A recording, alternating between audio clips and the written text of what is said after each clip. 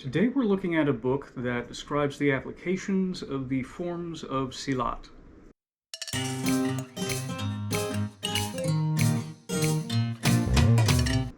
Hi guys, my name is Joe and welcome to Fighting Words, the martial arts library.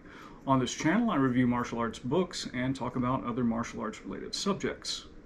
The subject of today's review is Silat Concepts, Form and Function, published in 2004. The primary author is Joseph Simonet, and it also says with Michael Janich.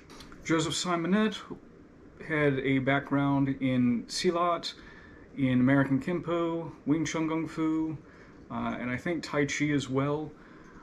He had a key fighting concepts, that was his thing, and he blended these martial arts together. This book is his take on Silat and the applications of the jurus, or the forms. Michael Janich has a background in Filipino martial arts, from what I'm aware of. He's mostly known as a knife guy, but he's also authored several books. The book itself covers jurus 1 through 6, and it opens up lengthwise. The photos are in black and white, and it does have specific sections on a couple of the techniques. One is the supported corkscrew punch, the other is the Kuda position, which to me looks a lot like a cat stance in other traditional martial arts. The intro section covers the author's history in the art of Pencak Silat. Here he lays out the idea that Silat Concepts is a way of thinking and not a specific style. I guess the idea is that you can take this process or way of thinking and apply it to your own martial art, in particular Silat. Some of the principles that are included in this section are to maintain constant forward pressure. You'll see this in some other martial arts. For me, most familiar would be Wing Chun Kung Fu, which again is another art that the author practiced. He also says that Silat excels at trampling range, which is very close range striking, basically. Again, the majority of the book presents the jurus and then presents the applications of them. So you will see, for instance, juru number 1, and then the applications for that, followed by juru number 2, and the applications for that.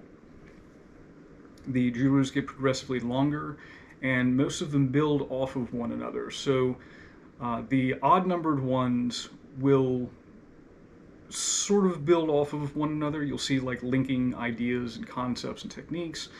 And similarly, the even-numbered jurus will also build off of one another, although juru number 6 will include parts of juru number 1.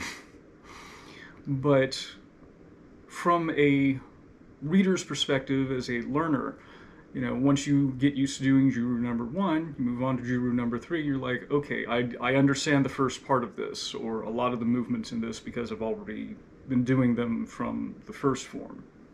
Some of the common techniques we see in the applications include crashing in with frames, as I mentioned, that corkscrew punch that gets highlighted. We also see a lot of like foot trapping, so stepping on the feet, for instance. We see a lot of neck manipulations and twisting of the head. We'll see some standing locks, including elbow locks and wrist locks. And a lot of the strikes happen to be hammer fist strikes or elbow strikes. The elbow strikes coming from various angles. When the applications are shown, they're usually shown defensively, so we'll get defenses against things like hand strikes, kicks, tackles, and various grabs. In the final chapter, the author presents the juru techniques used in combination. So whereas in the earlier part of the book, we would see applications for a specific form. Juru number 1, here's the application for juru number 1. In the final chapter, you know, someone attacks you with this, and you use a technique from juru number 1, then you use one from juru number 6. You know, or here's a defense from juru number 2, and you build on that using a defense from juru number 5. So, like I said, sort of combining the techniques from the different jurus together.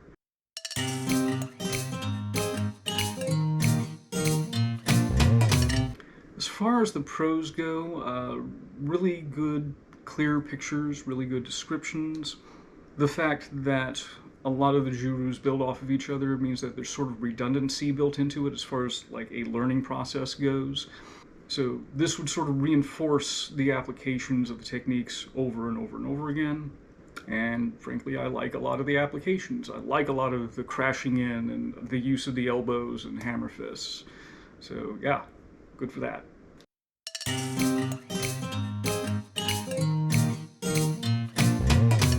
As far as the cons go, this is meant as a supplement, so it is kind of limited in what it describes.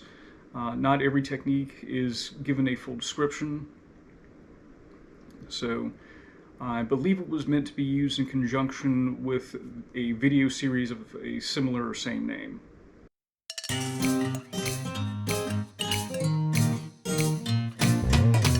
As far as recommendations go, I think it's a pretty good introduction to the applications of Silat in general.